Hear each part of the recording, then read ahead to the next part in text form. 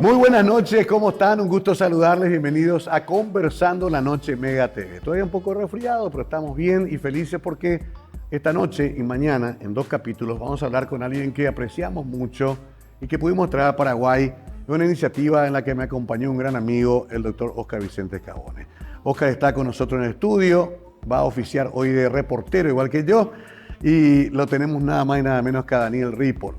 De Daniel quiero presentar una breve semblanza primero, después comenzamos a conversar la noche para que ustedes sepan su procedencia, aquellos que no lo conocen, y para los que lo conocemos es un sueño realizado porque era el que editaba Pelo, una revista que fue muy importante para nosotros entre los 70 y 80, cuando queríamos conocer más de ese mundo fascinante de la cultura rock, y Pelo nos traía cada mes una historia o varias historias al respecto. Conozcamos primero a nuestro invitado Daniel Ripoll y luego, junto a Óscar Vicente y quien les habla, conversamos la noche con nuestro invitado.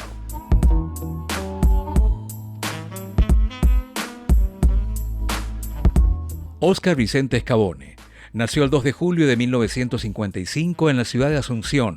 Es hijo de Pascual Manuel Scavone Gianni, pionero en la industria farmacéutica paraguaya, y de María Amelia Rivas. Está casado con Rosa María Gianni. El 28 de junio de 1984 fundó el grupo farmacéutico Éticos, que ha ganado reconocimiento a nivel internacional. Desde su creación, él ha ocupado la posición de presidente de la empresa. En el ámbito deportivo, fue vicepresidente del Club Olimpia en el año 1994 y 1996 a 1999 durante la presidencia de Osvaldo Domínguez Dib, y presidente del 2004 al 2006. Es el tercer presidente del Club Olimpia de su familia, siguiendo los pasos de su padre y abuelo. En el 2016 fue nombrado miembro del Comité de Ética de la FIFA tras una asamblea de la CONMEBOL realizada en México. En el ámbito político, había sido designado asesor económico y comercial en carácter ad honorem por Horacio Cartes al inicio de su mandato. En la actualidad, es colaborador activo del Club Olimpia y nombrado presidente honorario de la institución, además de seguir al frente de sus empresas. También conocemos a Daniel Ripoll. Es escritor, editor y periodista argentino. Ha tenido participación en movimientos culturales relacionados con el periodismo, la música y el arte en sus manifestaciones masivas. Su pasión por el rock nace desde sus épocas de agitador cultural, en los años 60. Comenzó como cronista futbolístico en La Razón, medio argentino, donde dio sus primeros pasos en la literatura. Muchos lo conocen por ser creador de la revista Pelo y fundador de un movimiento de arte y música. Además, es co-creador de la película más vista en redes sociales de la historia del cine argentino, llamada Hasta que se ponga el sol. Ha realizado su labor en Argentina, pero también en el exterior durante varios años.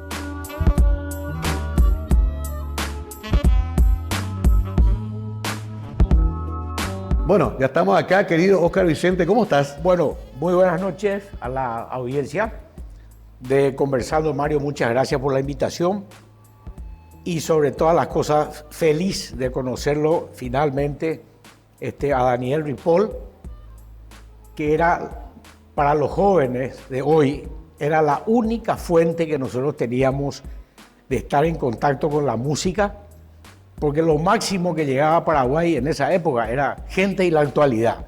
Imagínate vos.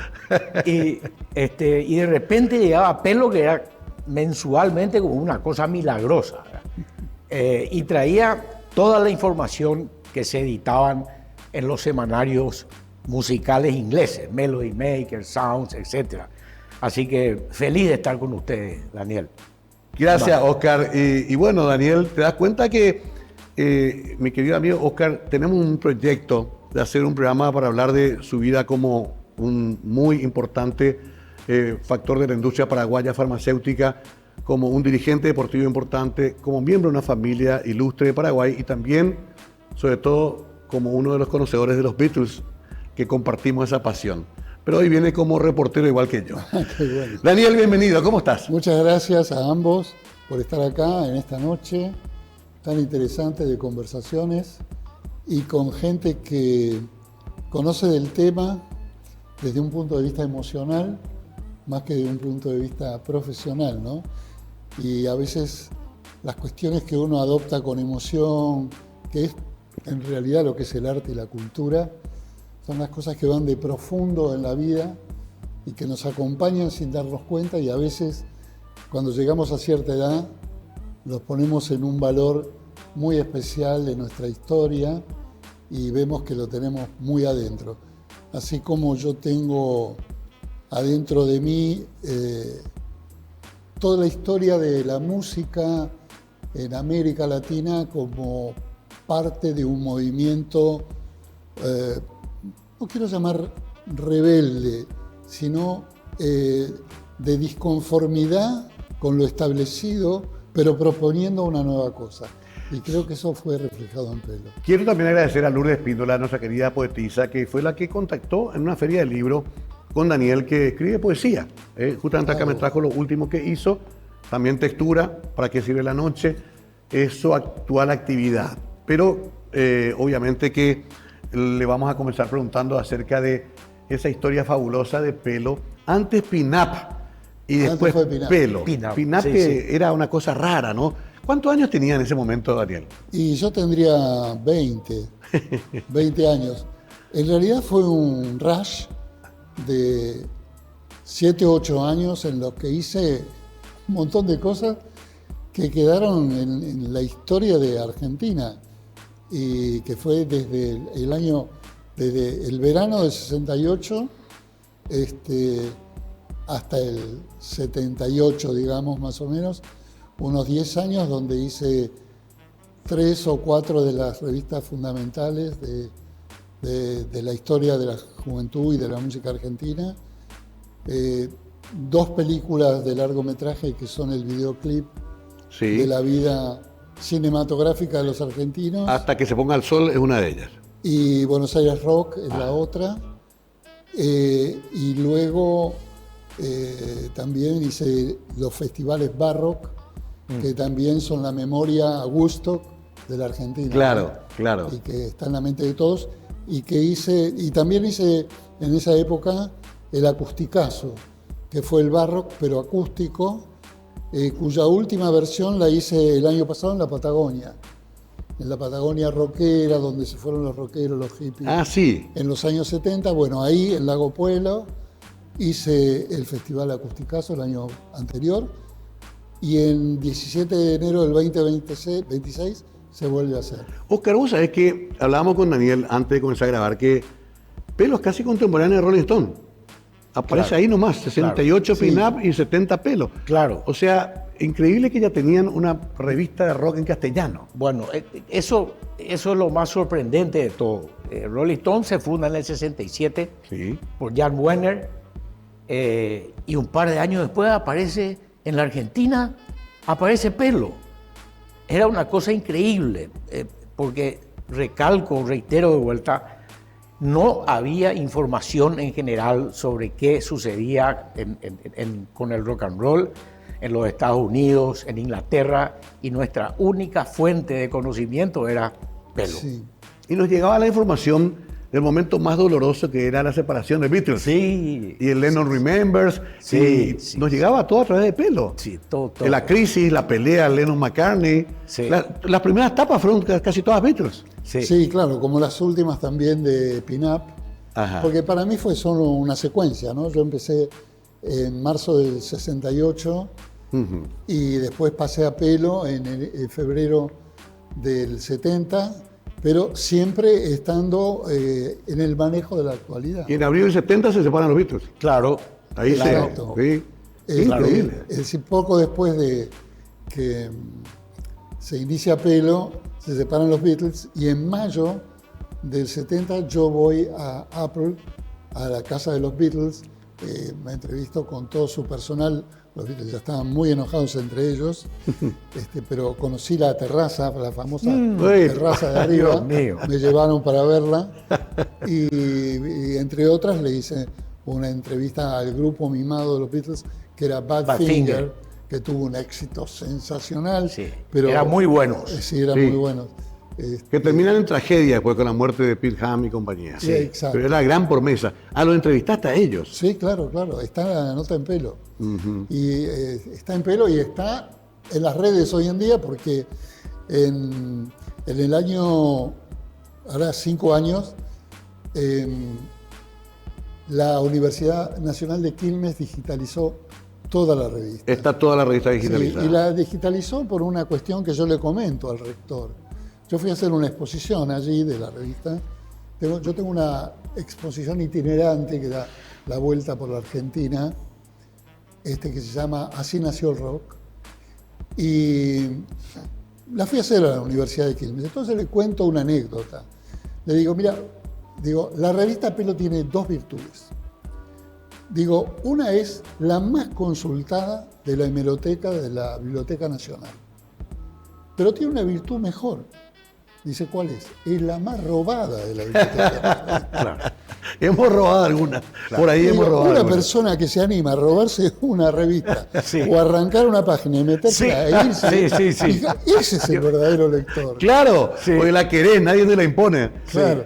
Acá con Oscar compartimos algunos delitos parecidos. Exactamente. ¿A vos cuándo te llegó la Pelo, Oscar? ¿Que en el colegio ya? Ya lo recuerdo, pero estaba en el colegio. Sí. Estaba en el colegio, pero quería volver a lo que Daniel mencionó de su visita a Apple, que hasta hoy sigue siendo un templo sagrado, de un lugar de peregrinación, sí, claro. Casi tanto como la EMI, como los estudios Abbey Road.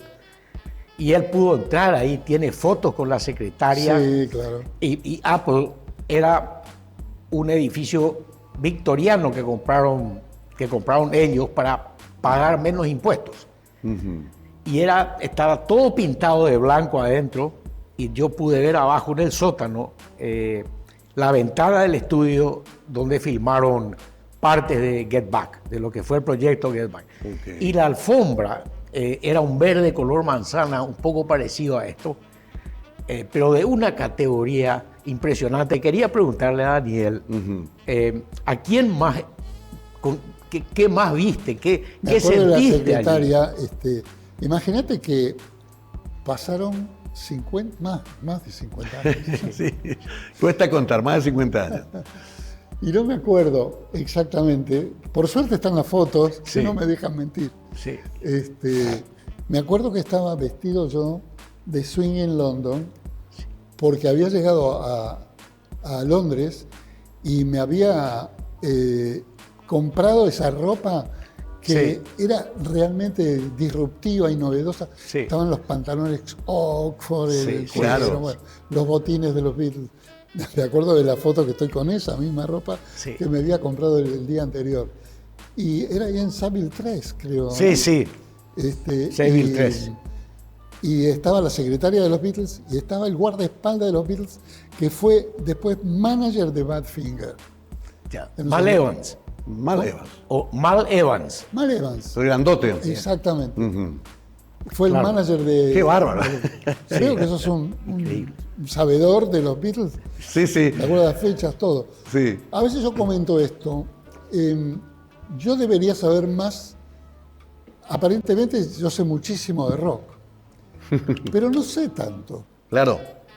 Porque yo tenía que estar detrás del mostrador y de frente del mostrador. Quiere decir que yo tenía una vida de información, pero a la vez tenía que sostener... Empresarialmente. Claro. Es más, te cuento. Sí. A mí vino un oficial de justicia y me cerró la revista por falta de pago de documentos en el año 73. Claro, porque yo era como muy fan. Claro. ¿No? Y me olvidaba de que tenía una revista, que tenía empleados, que tenía proveedores, que tenía que pagarles. Y era todo un mundo fantástico. Y vino un día alguien y me cerró la revista. Yo estaba a las 10 de la noche tecleando y me cerró la revista. Es por eso que Oscar y yo no abrimos ni revista ni un bar. Porque si no nos fundimos. Tengo que hacer la pausa. Oye, Daniel, discúlpame. ¿Cómo no? Como es televisión, pero qué linda conversación y qué gusto entender cómo era ese fenómeno por dentro, el de Pelo y las vivencias de Daniel. En realidad tiene mucha humildad para contarlo. Ya volvemos con más de Daniel Ripoll conversando en la noche.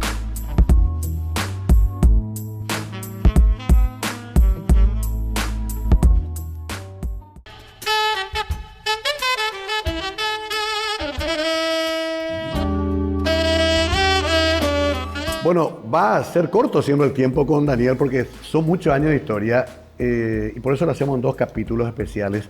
Y nos quedábamos pensando, Oscar, en lo de Badfinger, que tenemos todos los materiales, hasta inclusive lo que después se publicó, y era el gran proyecto sobre todo de McCartney, ¿verdad? Sí, fueron muy apoyados por McCartney. Hoy cuando los escuchamos vemos que eran un gran grupo, tenían buenas armonías, buena instrumentación, pero en esa época, como eran producidos o vinculados con los Beatles y protegidos por Apple, la prensa como que los hizo de menos, como que los Beatles estaban armando un segundo Beatles 2, una segunda versión. Ya, claro. Pero hoy vemos que eran un gran grupo de rock and roll. Claro, Sí, y el final muy trágico. Muy trágico. Que no es raro para el rock. 2 suicidios hay. 2 suicidios. 2 suicidios. Vos los conociste en un momento que estaban en su ascenso. Estaban muy apocados porque yo creo que ellos también eran admiradores de los Beatles.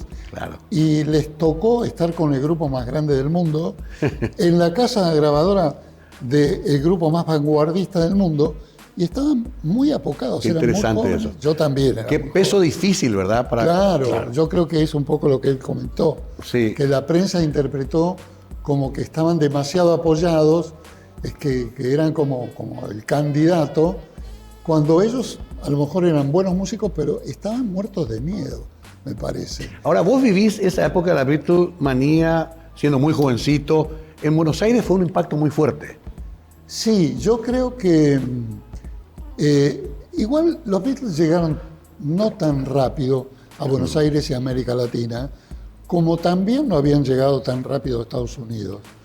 En Buenos Aires yo creo que fue el Sgt. Pepper el disparador del conocimiento generalizado.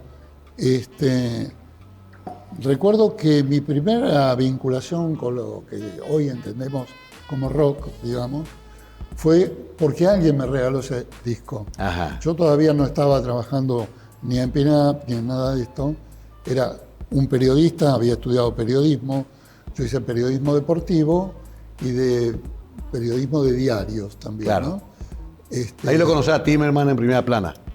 No lo conozco, trabajé para él, Ya.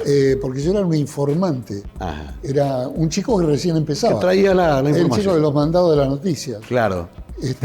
Que para mí hacer eso para la mejor revista de Argentina ya era como una cucarda, ¿no? Y Sgt. Pepper te abre toda la cabeza. Tío. Y Sgt. Pepper me abrió el criterio de que había un nuevo sentimiento de juventud, ¿no? Y cuando yo comienzo a hacer las revistas, no solamente comienzo a comprobarlo, chequearlo, cronicarlo, sino también que empiezo a pensarlo. Es decir, empiezo a pensar qué era esta combinación de la música como herencia de la Segunda Guerra Mundial con las nuevas tecnologías.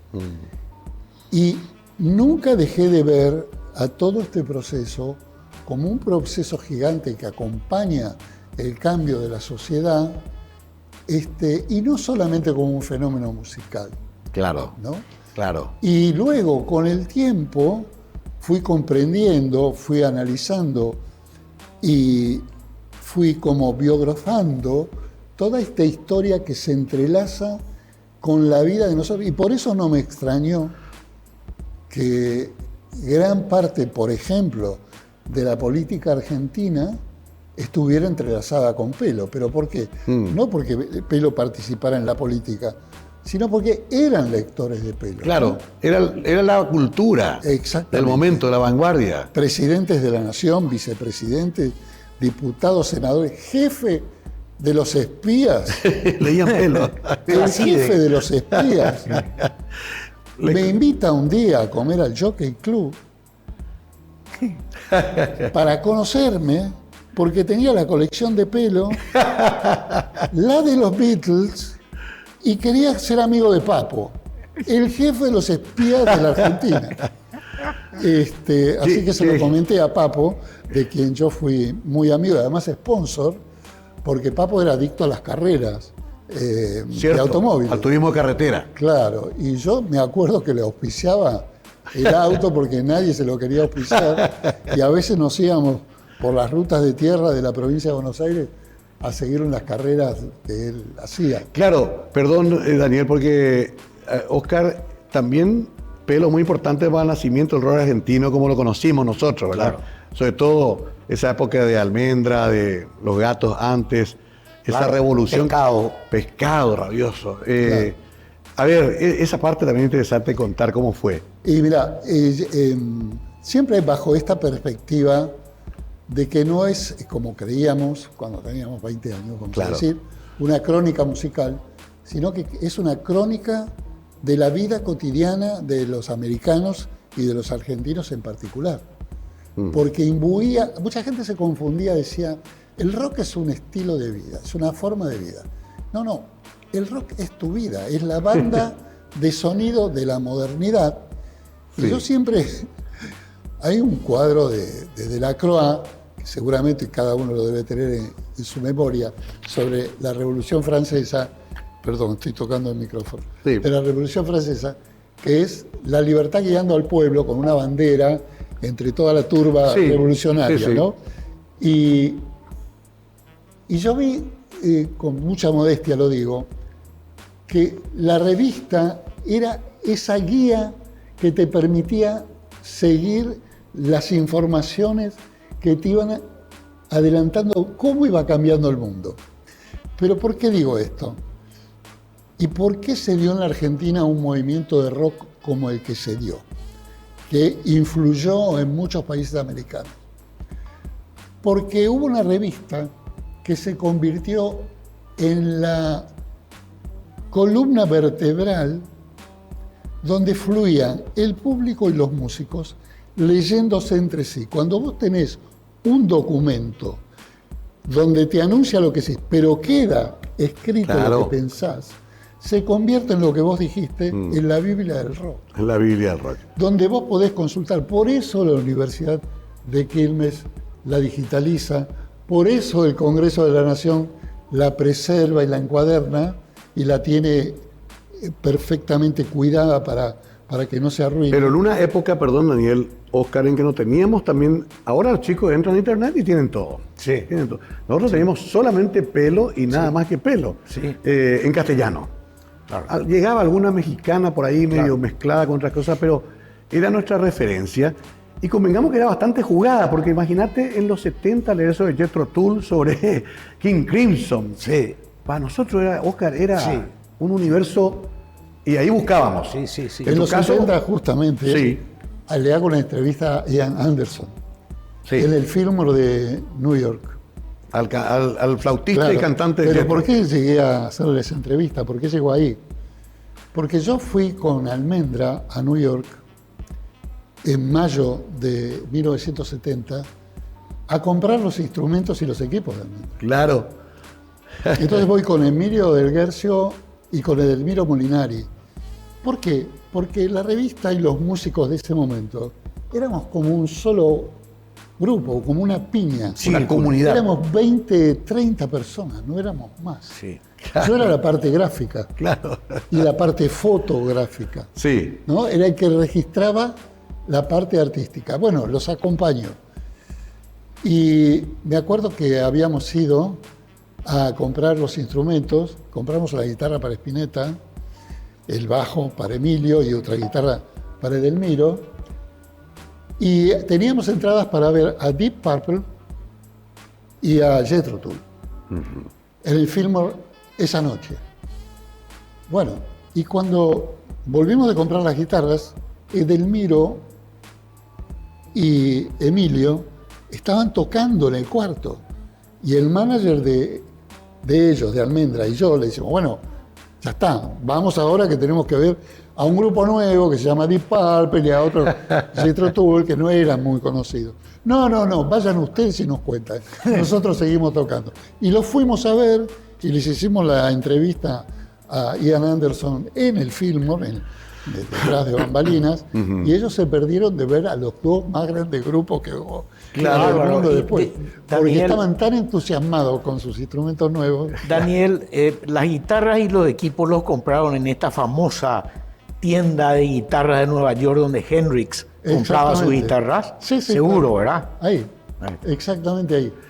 Un Es extraordinario. más, hay unas fotos ahí que las perdimos, porque me acuerdo que contratamos un fotógrafo especialmente en Nueva York para que nos tomara. Tengo fotos con Emilio y con Edelmiro en el Soho, pero y se perdieron las de la compra de la revista.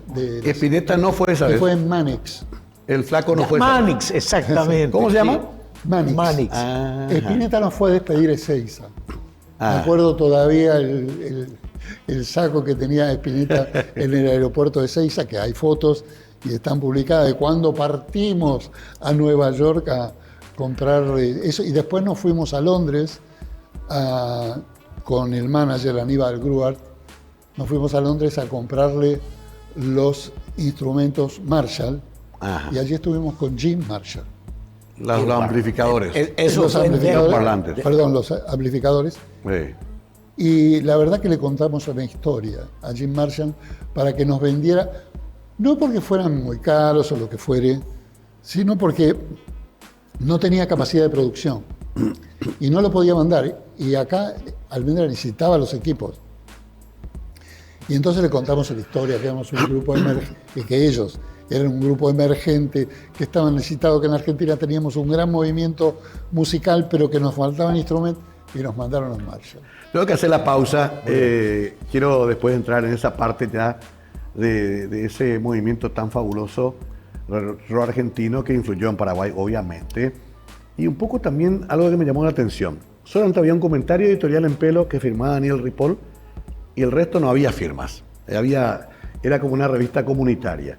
Y a veces eran muy duros con algunos grupos complacientes, se decía en esa época, Sí. o comerciales. Y la música progresiva y toda esa cuestión. Claro, convengamos que estaban haciendo algo y había que buscar denominaciones. Ya volvemos con nuestro invitado especial, Daniel Ripoll. Hoy me acompaña Óscar Vicente Scavone en esta nota que nos llena de alegría porque nos trae unos recuerdos extraordinarios de lo que fue la construcción de esta cultura del rock que hasta hoy sobrevive y significa tanto para tantas personas. Ya volvemos.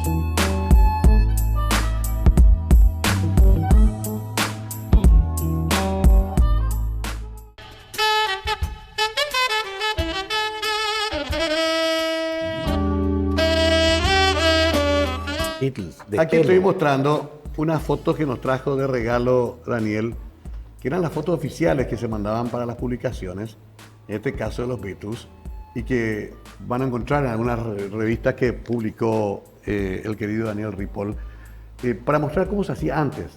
Yo me acuerdo que llevaba a ABC mis artículos Submarino Amarillo, también con la foto, con la tapa del disco y las cuartillas mecanografiadas.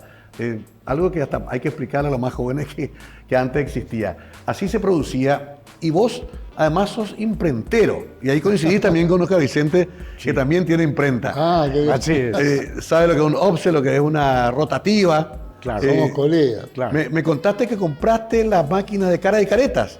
Sí, yo compré, la evolución de Pelo fue que Pelo me llevó a ejercer mi vocación de periodista, pero también la de editor. Saqué muchísimas revistas en Argentina de todo tipo, en Brasil y en España. Ahora, increíblemente, yo debo haber sacado unos 40 títulos en toda mi vida editorial, la mitad de música, pero la otra mitad no. Van de historia, fascículos, revistas de psicología. Sin embargo, la más conocida de todas, la que perduró en el tiempo y en la memoria, fue Pelo. Qué curioso, ¿no? Una revista que pegó, yo diría que en la mente de una generación o de varias, pero también en el corazón, ¿no? Y eso me llevó gracias a tener primero, un agradecimiento que a donde vaya la gente me la recuerda con afecto y con cariño y todo el mundo me dice que la tiene en algún lado Sí, o la tiene en la casa de la madre que la dejó cuando se mudó sí. o en la casa de su ex mujer cuando se divorció o que los hijos se la robaron, pero todos la tienen en algún lado. Cierto, sí. ¿No? Encuadernada, como fuera, u otros se la roban de la biblioteca. Sí. Pero bueno, y hay, después de 50 y pico de años, hay un mercado en las redes muy importante donde las revistas valen fortuna. Sí. Es más, voy a confesar algo. Cuando le tuve que dar mi colección completa a la Biblioteca del Congreso de la Nación, me di cuenta de que me faltaban muchos números. Y los tuve que comprar. Y algunos no se conseguían. Por ejemplo, para la digitalización de la Facultad de Periodismo de la Universidad de Quilmes, faltaba un número, no me acuerdo exactamente cuál, pero me llamaron un día, mucho tiempo después, me dijeron, llegó el último número. Y los otros días voy a hacer una biopic en la casa de Lito Vitale, que están haciendo una filmación sobre una biopic de Lito Nevia. Sí. Bueno. Y el productor me dice, ¿cómo te va? Mucho gusto. ¿Sabes quién soy yo? Digo, no, serás alguien de la producción. Me dice, no, soy la persona que le llevó el número que faltaba a la Universidad de Quilmes. Él tenía él. La tenía él.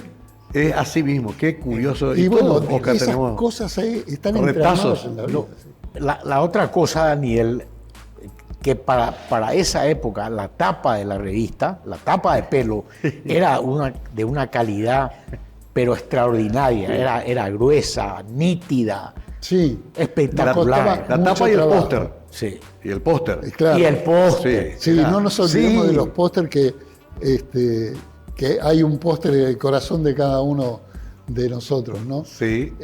Hay un gran escritor argentino que se llama Jan de Jager, que vive en Holanda,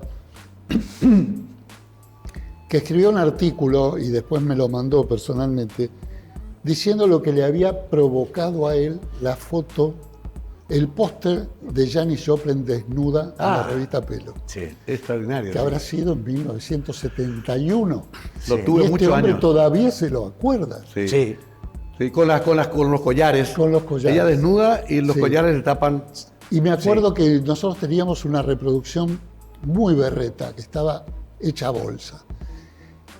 Y allí, hurgando entre los muchachos de arte, dimos con un tipo que en Buenos Aires tenía lo que entonces se llamaba un aerógrafo, que era un soplete que soplaba pintura de forma gradual, que en realidad era tinta, y retocaba las fotos con un pequeño soplete. Y recuerdo que teníamos pedazos que estaban saltados Claro. de la imagen. Y la hicimos retocar toda con ese aerógrafo. Increíble. Qué Y bueno. salió maravillosa y todo el mundo recuerda ese póster de Janis Joplin. Increíble. El primer póster en mi pieza, cuando tenía 13, 14 años por ahí, fue uno de Harrison, en blanco y negro, y decía la vanguardia de los Beatles. Claro. Debes recordarlo. Mira, voy a coordinar las dos preguntas, que nosotros éramos imprenteros. Efectivamente, el desarrollo de más publicaciones y de la propia revista Pelo me llevó por dos razones a imprimir yo la revista. Una, porque Pelo fue después la más robada de la biblioteca, pero ya fue la más robada de los propios kioscos. También. ¿Y a quién me robaban? A mí. Como la revista se vendía mucho, algunos imprenteros pícaros imprimían más ejemplares que los que nosotros pedíamos Sí. y se arreglaban con el camionero que la distribuía. Y bueno, y resulta que había un montón de ejemplares que yo Pelo no pirata, vendía. digamos. Pelo pirata. Era un Era bootleg. pirata. Qué increíble. Bueno, es lo que yo digo, lo pirata es lo que realmente existe. Sí. Así que tenía éxito porque me la robaban. Entonces yo dije, bueno, me voy a comprar la propia imprenta. Había una máquina muy vieja que no era de offset, era de roto grabado, con la cual se imprimían, es un sistema que trabaja con agua y rotativa, se imprimían los grandes suplementos de los diarios y había impreso una revista de las primeras, primigenias de la Argentina, que fue Caras y Caretas. Pero claro, era una imprenta de 1915, 1920. Claro. Y estábamos en 1970. Claro. Y bueno, y yo la imprimía, tenía que comprar un papel sedoso especial porque el papel esponjoso no corría, Claro. que es lo que vos estás diciendo que tenía un brillo especial, Claro. pero le daba el roto grabado un Sí. brillo especial Sí, a la espectacular. revista. Artesanal casi. Espectacular. Sí. Y entonces por eso tuve la propia imprenta. Pero hay otra anécdota muy interesante. Como siempre ocurrió este robo de ejemplares, Sí. un día me acuerdo que en los primeros años de Queen sacamos una tapa de Freddie Mercury, a quien conocí en Buenos Aires. Pero había sido anterior esto. Antes de conocerlo, antes de hacer una cobertura, Claro. Porque a sacamos Buenos una Aires tapa. llega en el 79-80. Claro. Sí. Y resulta que la tapa, cuando me la traen ya impresa, yo digo, no, está mal. Está fuera de foco, está mal. No se puede sacar esto. Teníamos todos los ejemplares impresos. Dije, no va a salir así. Pues digo, esto es un desprestigio. ¿Y qué hacemos? Digo, sacarle todas las tapas, eran 30.000 ejemplares, sacarles todas las tapas, imprimí una tapa de nuevo y la encuadernamos de nuevo. Bueno, ok. Van, hacen todo esto y yo me voy a mi casa caminando por la avenida Santa Fe. 7 de la tarde, la primera salida de las revistas con la última edición de los diarios. Y veo en un kiosco la tapa que yo había dicho que saque. Ese tío. Y le digo al kiosquero, pero ¿cómo tener la revista? Y sí, sale los días, primer viernes de cada mes está acá. Le digo, pero yo no, el tipo no entendía nada. Ergo que me di cuenta que me robaban. Ahí te diste cuenta. Claro, los tipos no supieron y se Claro. mandaron con Claro. una cantidad. Claro. Hoy, Bueno. hoy sería de colección esa tapa. Claro, debe estar claro. por ahí. Así como fue de colección cuando yo hago una exposición sobre la revista, una de las tantas, viene alguien y me trae una revista toda machucada, que era roja con el sol de barro, numerada y todo. Y yo me había olvidado que era un número especial que sacamos sobre el Festival Barro que nos habían prohibido.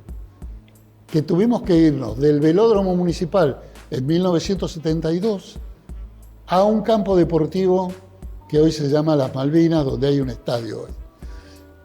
Y tuve que sacar un número especial para comunicarle a la gente que habíamos cambiado de lugar y tenía las actuaciones y el mapa para llegar y demás. Y no está dentro de los números compilados.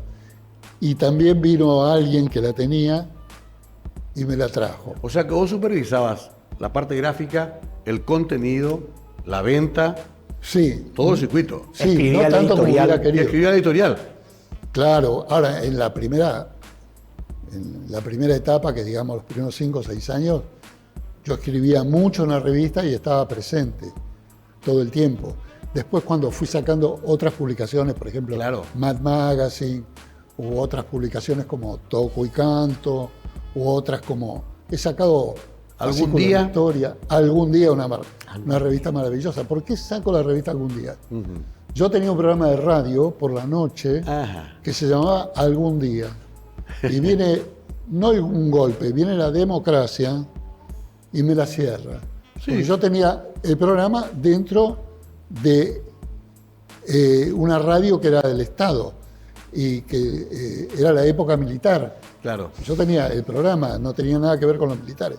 Pero vino una época de cambio y me sacaron a mí y a Jorge Álvarez, Mirá que vos, era el fundador del sello Mandioca. que tenía otro programa al lado mío que se llamaba Alternativa. Nos barrieron a los dos. Y él después sacó un disco que se llamó Alternativa, con todos nuevos grupos emergentes, y yo saqué una versión gráfica De de Algún mi Día. revista y se llamó Algún Día. Tengo que hacer la pausa, qué interesante, porque también tenemos algunos números de Algún Día, que no era solamente música, ella entraba cultura, poesía, filosofía oriental, Exactamente. esas cosas. Era muy interesante y también llegó a Paraguay. Daniel Ripoll con nosotros, Óscar Vicente Scavone nos acompaña, estamos disfrutando de esta charla. Ya volvemos para el final del primer programa, haremos 2 porque queremos aprovechar mucho esta presencia de Daniel aquí en Paraguay. Ya volvemos con más de Conversando la Noche.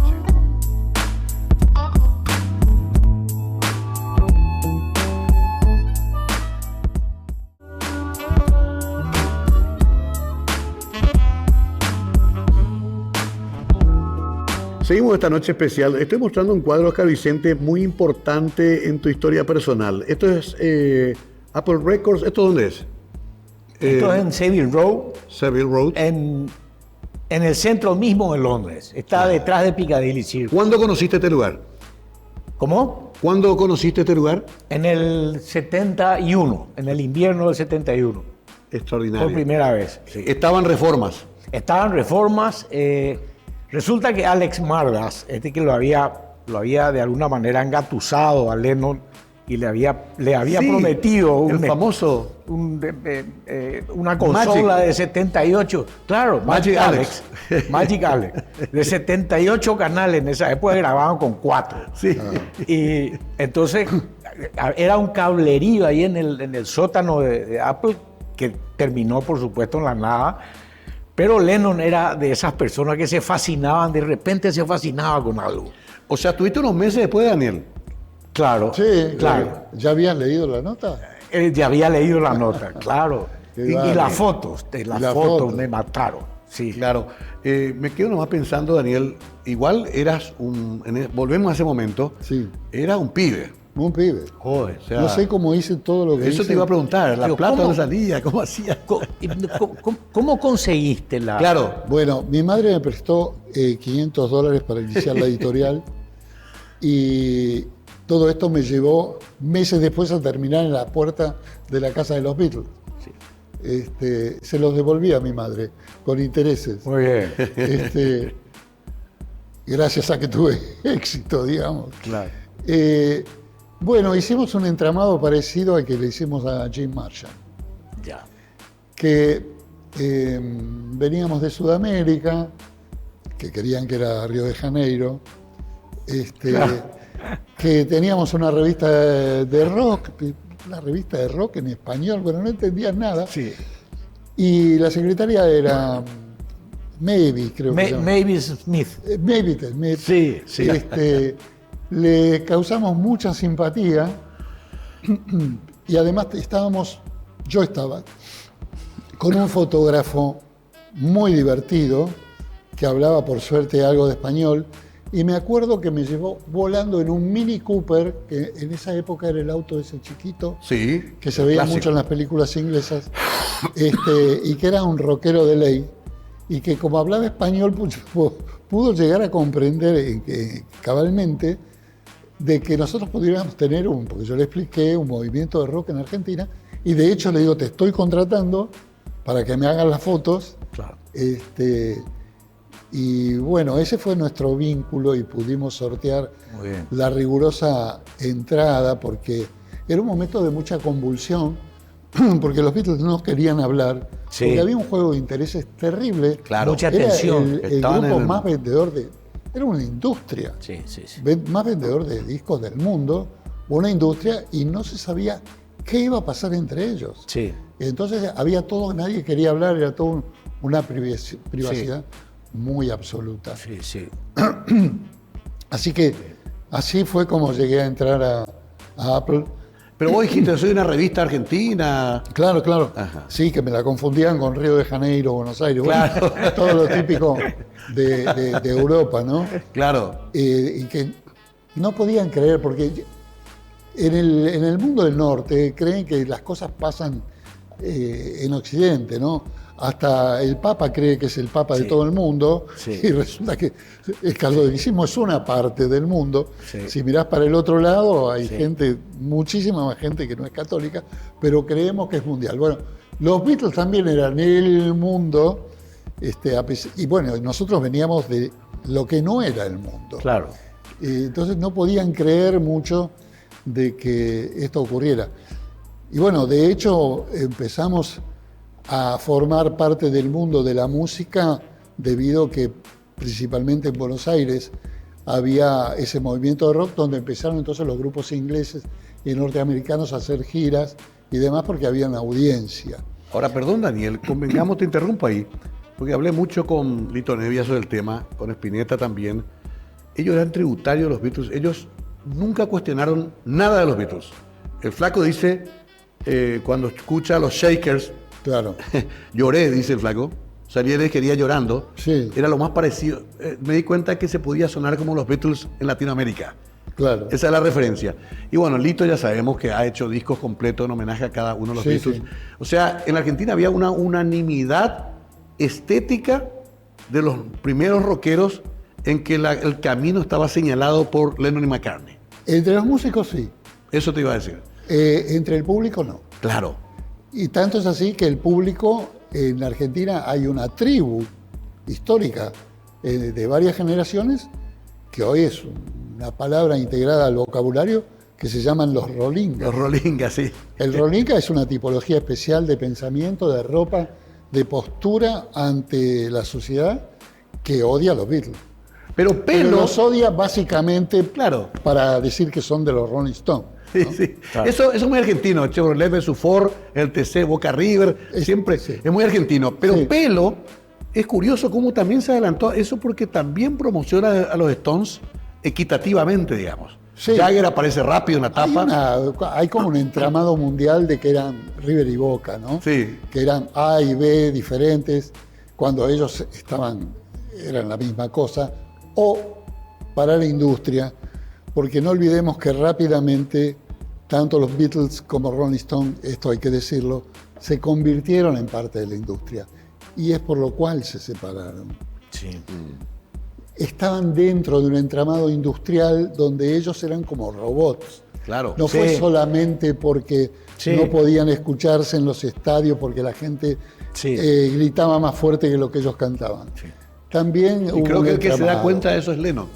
Claro. más que nadie. También hay un entramado que dicen, basta, Sí. no somos nosotros los que estamos Sí. haciendo esto. Una locura. Sí, claro, fue El una nivel locura. de Fue exposición. una locura y además toda idolatría se convierte en locura, algo que yo de algún modo combatí, digamos, tratando de poner un poco de coto de que el rock no es solamente adorar a un grupo, ni a idolatrarlo, ni a seguirlo mecánicamente, sino es algo, una compañía de tu vida que te tiene que ayudar a pensar, cosa que Claro. finalmente ocurrió en Argentina, donde es parte del ADN del argentino, Sí. el rock nacional, como yo defiendo que se llame dentro de Argentina, porque ¿por qué yo insisto en la palabra nacional?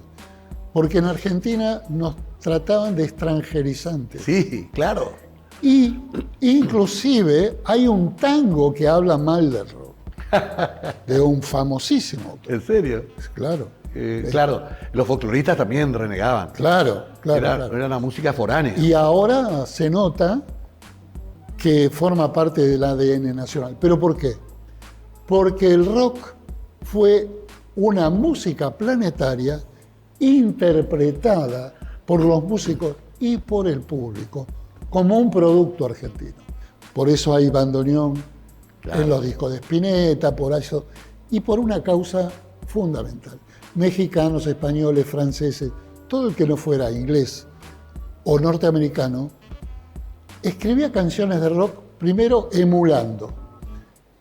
Pero inclusive todos ellos empezaron cantando en inglés.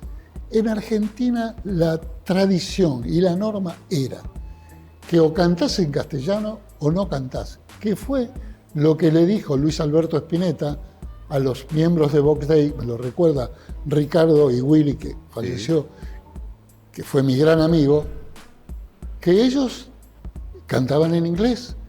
Y dijeron que al decirle eso, Spinetta, cambiaron radicalmente y obviamente Claro.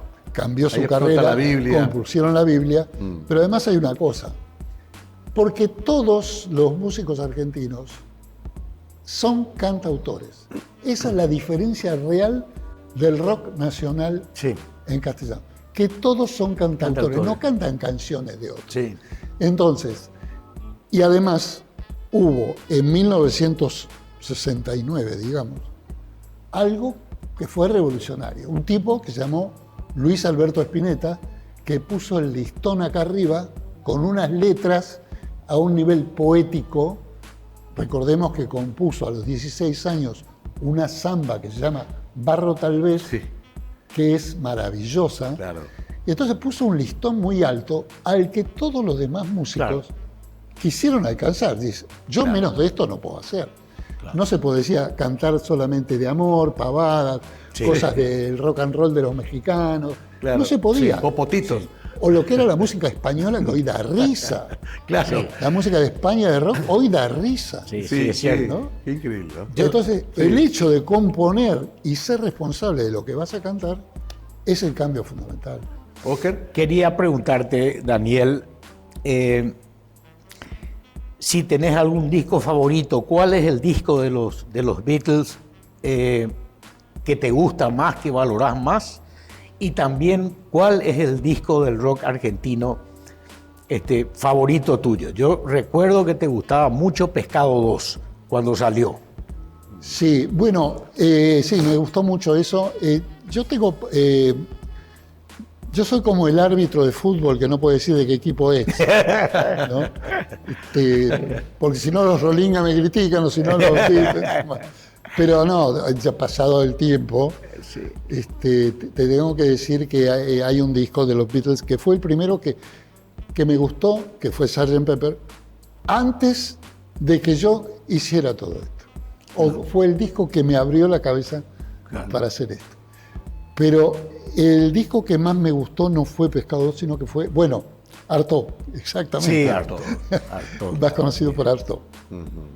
Que justamente la semana anterior le dieron en Buenos Aires el doctorado honoris causa al autor de la tapa de Artaud, que es Juan Gatti, gran diseñador, entre otras cosas, diseñador de la tapa número 96 de Pelo, y parte del logo de Pelo también la hizo él, y que en España es el ilustrador de las películas de Almodóvar, escenógrafo de la Ópera de Madrid. Otro protagonista del rock argentino fundamental. Sí, claro, por la Tapa de Sui imagen. Generis.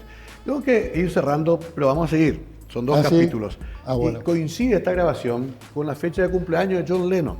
Claro. Entonces, a la vuelta, en el segundo capítulo, quiero que hablemos un poco cómo te llegó la noticia de la muerte de John en diciembre del 80. Qué lástima que tengo la foto y no la pude traer. ¿En serio? Tengo la foto de... esa tapa.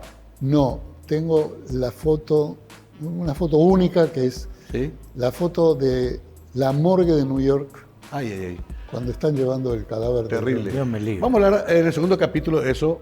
Con Oscar tenemos un recuerdo muy vivo de ese momento. Y bueno, estos días de octubre siempre se recuerda a John porque nacía un 9 de octubre de 1940, hace 85 años. Daniel, nos quedamos, Oscar, nos quedamos. Por el momento cerramos este primer capítulo. Daniel Ripoll, realmente un gusto hablar con él y ir así, desordenadamente, recordando anécdotas, porque así está planteado esto. No es un cuestionario rígido, es recordar, es revivir eso que tanto nos impactó en su momento, que fue el rock, y a través de la revista Pelo en Paraguay. Ya volvemos en menos de 24 horas para seguir conversando con Daniel Ripoll.